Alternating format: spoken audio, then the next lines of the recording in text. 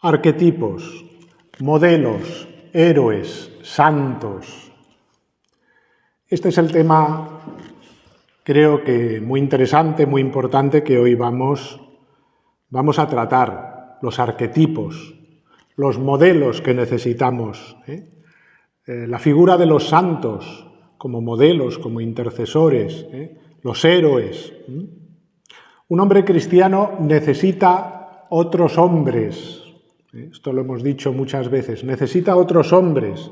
El hierro se afila con hierro, dice el libro de los Proverbios, ¿no? Y el hombre necesita de otro hombre o de otros hombres que le ayuden a recibir, que le confieran la masculinidad, sobre todo el caso del padre. Un hombre cristiano necesita a otros hombres en forma, primero, de amigos y de colaboradores, sin duda. ¿Quién no necesita amigos de verdad?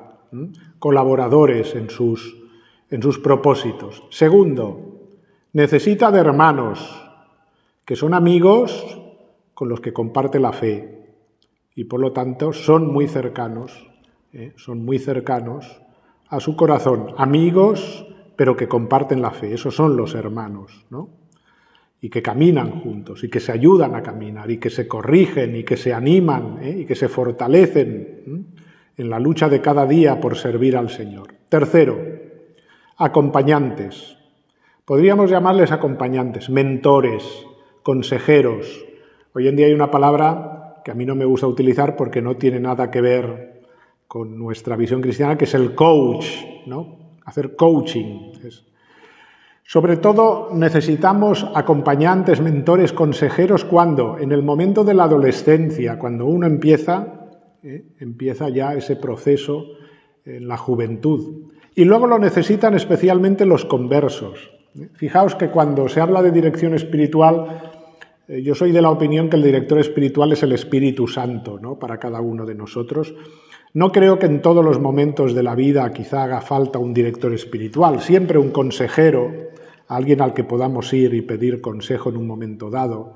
Pero cuando ya hay una madurez cristiana, quizá no es necesario del todo una persona que esté encima de nosotros, que nos acompañe, que sea director en sentido pleno, ¿no? Pero sobre todo hay dos momentos, la juventud, la adolescencia, entonces sí, y después en el caso de los recién convertidos, van a necesitar esa persona, esa figura del hombre maduro en la fe, que le ayuda en el camino y que le va a ayudar en los momentos concretos para discernir lo que Dios quiere. Bien. Es en definitiva este director, este mentor, este consejero, este acompañante, una persona más experimentada en la fe que nos enseña, que nos anima, que nos exhorta, que nos corrige, nos enseña, nos anima, nos exhorta y nos corrige, repito, con el objetivo de crecer. En definitiva, aquí se entiende la tradición, el tradere. Necesitamos que alguien nos transmita la tradición también de la fe, de la Iglesia. Por eso necesitamos un transmisor. Pues bien, hemos dicho amigos y colaboradores, hermanos, es un paso más, acompañantes o mentores, consejeros, directores, es un tercer paso. Cuarto, modelos. Modelos. Alguien que miremos y digamos, es mi modelo. Casi podríamos decir que modelos son acompañantes que ya han acabado su periplo en esta vida con fidelidad. Alguien que se ha muerto, alguien de la familia, alguien que nos influyó cuando éramos jóvenes, que nos hizo bien, que se ha convertido en nuestro modelo. El modelo es un acompañante, a veces un mentor, un consejero muerto. Quinto, santos y héroes. Son modelos en grado sumo, en grado de santidad, de heroicidad. Bien.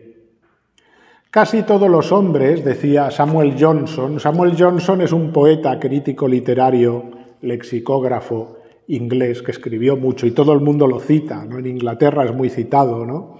Era del siglo XVIII, fue una de las figuras literarias más importantes de Inglaterra y autor del primer diccionario de lengua inglesa. Y decía Samuel Johnson, casi todos los hombres tienen algún héroe u otro hombre que admirar, vivo o muerto. cuyo carácter intentan asumir y cuyas actuaciones trabajan por igualar.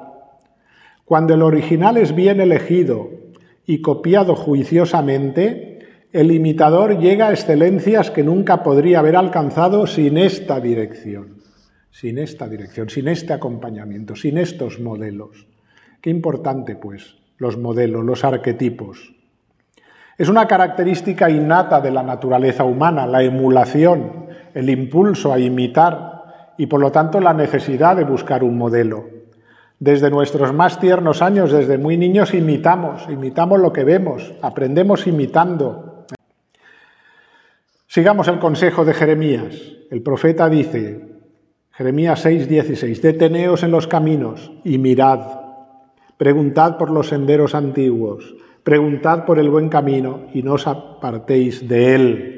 Preguntad por los senderos antiguos, imitad a los que han vivido antes que vosotros, de forma eminente, generosa, entregada, imitad. Y el primer modelo con que nos encontramos en nuestras vidas es el de los padres, evidentemente. Por ello, todo progenitor debe ser consciente de la importancia de su propio proceder, ya que un día sus hijos seguirán más su ejemplo que sus consejos. Pero si queremos restaurar la paternidad a su estado original, no podemos olvidar que se encuentra indefectiblemente unida a la concepción hoy también malherida de la masculinidad. Necesitamos un hombre de verdad que sea modelo para sus hijos. Los padres muestran a los hijos modelos y guías fiables de conducta masculinos, diferentes y complementarios a los que la madre transmite al hijo. Los padres tienen un estilo de crianza significativamente diferente al de las madres, claro está, pero igualmente necesario. Y si falta ese testimonio del padre, el niño muy probablemente se resentirá durante toda su vida. Un muchacho se hace hombre mirando a su padre y mirando a otros hombres, con su compañía, con su emulación, así se hace un hombre. La masculinidad se confiere, se transmite. La forma tradicional que ha perdurado durante miles de años eran padres e hijos que convivían en estrecha proximidad mientras el padre enseñaba al hijo el oficio, el arte de la caza, el arte de la lucha. La sabiduría y la experiencia de los ancianos, los abuelos, ayudaba a la enseñanza del camino. La iniciación masculina era una travesía, era un proceso. Desde muy pequeños, por lo tanto, necesitamos una iniciación, un proceso con muchas experiencias entretejidas e historias transmitidas, el tradere, la tradición. De ahí el poder de los mitos, de las historias, de los héroes, ¿no? La tradición, decimos. Desde muy pequeños necesitamos un guía. Recuerda mucho esto, pues aquel joven Telémaco, el hijo de Ulises, ¿no? En aquella obra del siglo XVIII, de Fenelón, ¿no? Las aventuras de Telémaco. Telémaco en busca de su padre, que se fue a Troya y no ha vuelto, y sufre una iniciación en las aventuras que corre ayudado por un personaje que le acompaña que se llama mentor. Y de ahí viene la palabra que utilizamos nosotros para acompañante también de mentor, este mentor que acompañaba a Telémaco. Esto lo vemos muchas veces, siempre ha sido así. Estoy recordando, pues no sé, la Guerra de las Galaxias. El joven Skywalker necesita un Obi-Wan Kenobi que le inicie para ser un maestro Jedi. Esto siempre es así y será siempre así. Esa expresión, soy un hombre hecho a mí mismo, es una expresión que indica mucha tristeza. Es como decir, soy un hombre huérfano. No he tenido nadie que me inicie, no he tenido nadie como modelo, me he hecho a mí mismo, es una gran pobreza. Y es que la escuela actual, por ejemplo, que debería ayudar, la escuela actual, la educación actual, no cumple su oficio verdadero al servicio de la verdad y de la sabiduría, sino que solo procura una formación pragmática basada en el éxito, en la eficacia en el mundo, que es lo que se espera de esos niños, ¿no? Eficacia económica, social. La meta es un hombre productor y consumidor, y es lo que se enseña en las escuelas. Además, en la escuela se relee la historia y se renuncia a las leyendas y a los héroes porque son incómodos en un sistema igualitarista como el nuestro. Nuestra sociedad rechaza a los héroes de la tradición y nos propone subproductos a imitar, como las estrellas del deporte o de la música, los personajes producidos por el cine, los cómics, la ficción, los influencers, que tamaños personajes tengan influencia, ¿no?, sobre nuestros hijos es algo que nos debería preocupar, ¿no? Porque la calidad humana de esos influencers muchas veces es muy penosa, pero influyen negativamente. Son a veces especímenes subhumanos, vanos, frívolos, inanes, esclavos del sistema, de la moda, Y cuando se muere uno de estos personajes a veces, estos personajes famosos, es sorprendente, ¿no? Las noticias, la televisión canta la elegía exaltatoria, ¿no? O sea, hay como una canonización laica del actor que se ha muerto y durante días las noticias nos hablan de su muerte, de su entierro, de cuánto le quería la gente, ¿no? Nos ponen ahí esos modelos inanes y los elevan a la condición de héroes a los que hay que mirar, y a los que hay que imitar y admirar. Es tremendo, pero es así. Es idolatría. Son los ídolos, adoramos esos ídolos, ¿no? Los ídolos de la juventud, ¿no? Los deportistas, los cantantes, ¿no? Son ídolos. Caemos en la idolatría al seguirlos. En cambio, el héroe, el santo, no digamos el mártir, nos remiten no a ellos mismos para la admiración, sino a algo superior, por encima de ellos, a lo que sirven. El héroe, el santo, el mártir sirven a otro, sirven a la trascendencia, sirven a Dios. Los ídolos, en cambio, esos ídolos sociales nos remiten a ellos mismos, estériles, pobres, saltimbanquis, plegados a la sumisión de los vicios, esclavos, propagadores de esa misma esclavitud a su alrededor. Son ídolos con pies de barro. Hoy en día no interesan los arquetipos o modelos heroicos. Más aún se aborrecen los modelos, los que se salgan de la norma igualitarista. Hay un verdadero horror a lo singular. En la educación hoy en día es así. Se forma un hombre que no se salga de la escala de valores predominante en cada momento, ¿no? Un hombre dócil y manejable. Es la exaltación del igualitarismo, de la mediocridad. Los jefes, los santos, los genios, los héroes, los guerreros, los mártires son anormales. Los arquetipos con el heroísmo y la excelencia se ven pues inmolados en aras de un igualitarismo informe. Es el triunfo del culto, decía, la mediocridad, la democratización de los valores humanos, la abolición de la facultad de admirar. Qué importante es admirar, ahora lo vamos a ver a continuación. Nietzsche mismo lo confirmaba al decir: hoy en Europa, donde solo los animales de rebaño usurpan los honores y los distribuyen, donde la igualdad de derechos se convierte en igualdad de injusticia, en hacer la guerra a todo lo raro, extraño y privilegiado, al hombre superior, al alma superior, al deber superior, a la responsabilidad superior, al imperio de la fuerza creadora, al ser aristócrata. Todo eso se le hace guerra hoy en día, dice Nietzsche. Es el triunfo de la tibieza, la victoria de los hombres castrados, en cuya boca ponía el mismo Nietzsche estas palabras del burgués satisfecho: nosotros nos hemos puesto en el medio mismo, a igual distancia de los gladiadores moribundos que de los cerdos cebados, ¿no? El justo medio, el justo medio. No somos cerdos cebados, pero no queremos ser héroes, no queremos ser soldados, no queremos ser mártires, no queremos ser santos. Y comenta, por eso no es moderación, sino que es mediocridad. El proyecto igualitarista de nuestro tiempo es la expresión más cabal de una civilización claramente decadente. Alexis de Tocqueville dice: quiero imaginar bajo qué rasgos nuevos el despotismo puede producirse en este mundo. Veo una multitud de hombres semejantes e iguales que dan vueltas sin descanso sobre sí mismos para procurarse pequeños y vulgares placeres de los que llenan su alma. Decadencia. En la enseñanza, singularmente la enseñanza de la historia, es la materia que más se prestaría a la exaltación de los arquetipos, de los modelos.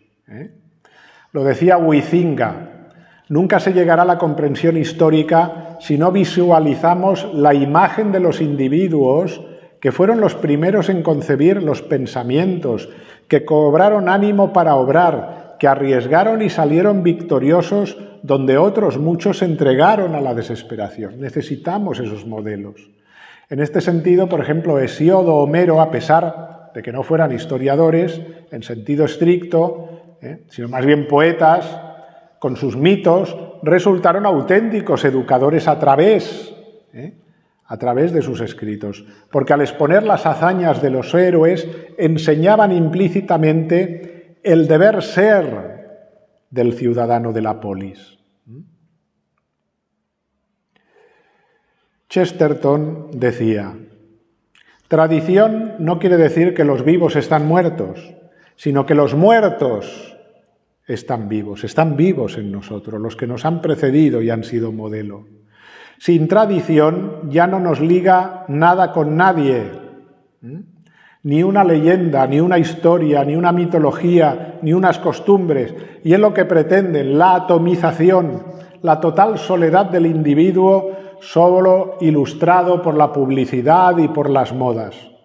O estamos vinculados al pasado, a nuestro pasado, a la tradición, a las raíces, o te conviertes en un átomo social movido por los aires recios de las ideologías y de sus gurús. Y digo el pasado, sí, porque los que murieron hace mucho tiempo, y también los que viven a nuestro alrededor, y con los que hay verdadera comunión, forman parte de nuestra substancia. Tenemos el alma poblada, cada uno de nosotros, por 1000 almas que nos acompañan, que conocimos, que nos forjan con sus historias, con sus recuerdos, con sus vivencias.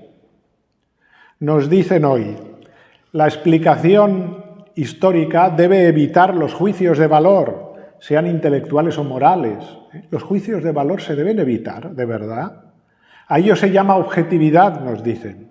Lo que se esconde detrás de eso es una adhesión incondicional al movimiento, es decir, al devenir histórico, sobre la base filosófica de la ambigüedad sustancial de las cosas humanas. Nada es bueno, nada es malo, todo cambia según el momento. Así se va creando una generación de relativistas que no se exponen por nada, porque no hay nada que sea verdad o mentira, bueno o malo, porque nada merece la pena, relativistas. Cada generación, se dice, tiene que volver a escribir la historia a su manera, desde cero.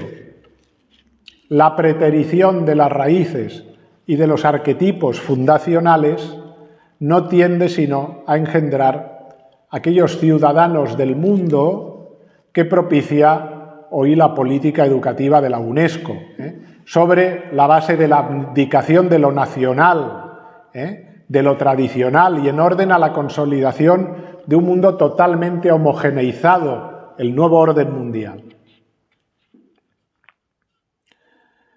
Arquetipo e individuo.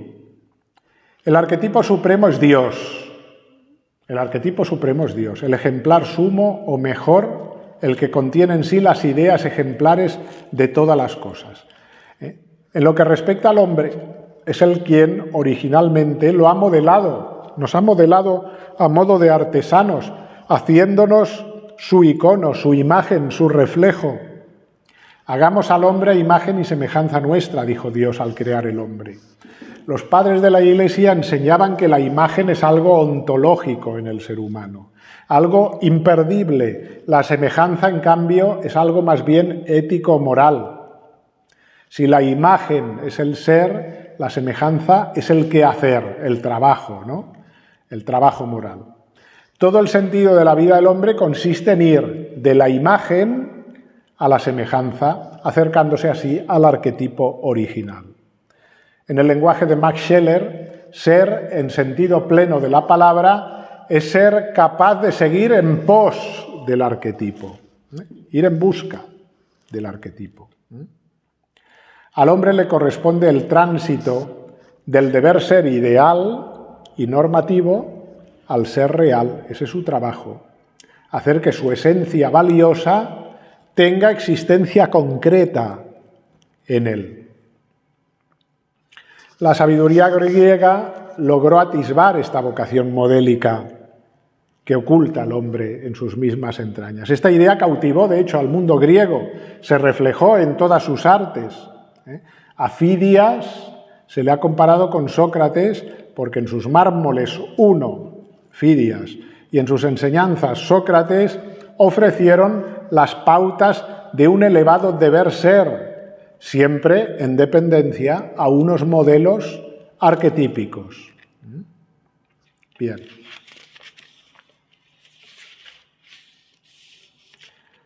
El hombre, vocación, trascendencia, repugna la expresión cada cual debe aceptarse como es. No hay que aceptarse como somos. Los arquetipos y modelos se proponen a nuestra consideración precisamente para que no nos aceptamos como somos, sino que nos decidamos a trascendernos.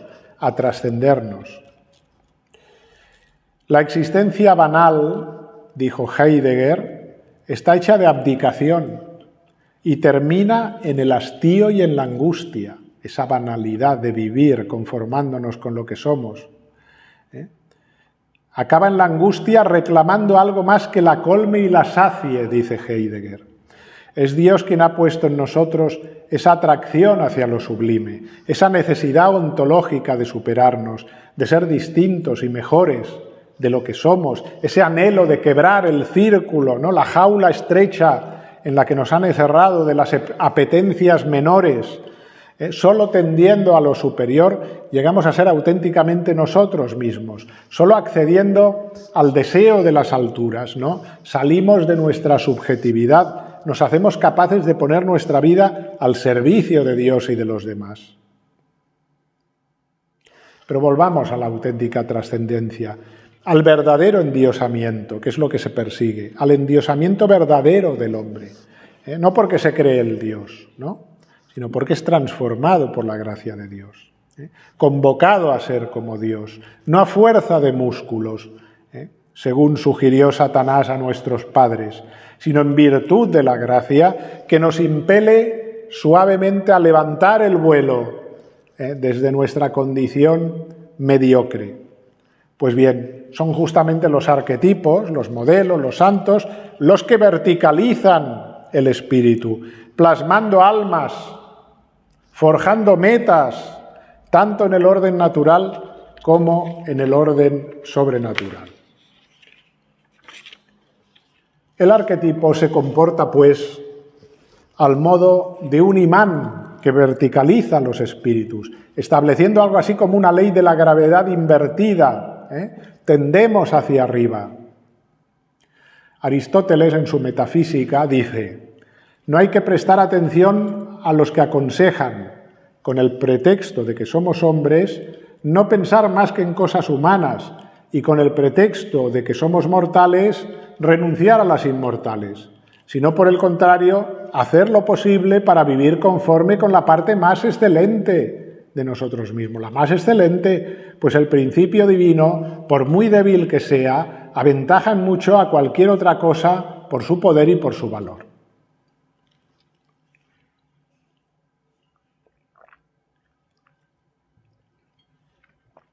Esa parte más excelsa de nosotros mismos, ese principio divino, es justamente el que se extasía frente al arquetipo, viendo en él la encarnación de su anhelo más profundo, ¿no? El de trascenderse a sí mismo.